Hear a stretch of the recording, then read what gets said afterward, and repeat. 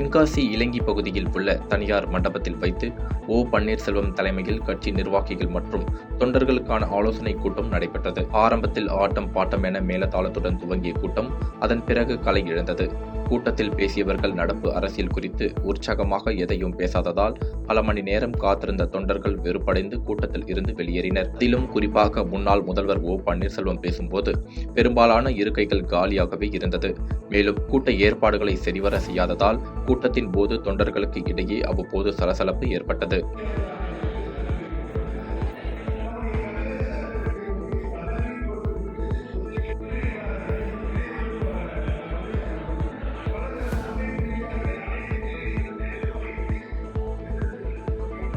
பாதகம் செய்பவரை கண்டால் நாம் பயங்கொள்ளலாகாது பாப்பா, மோதி மிதித்து விடு பாப்பா, அவர் முகத்தில் உமிழ்ந்து விடு பாப்பா.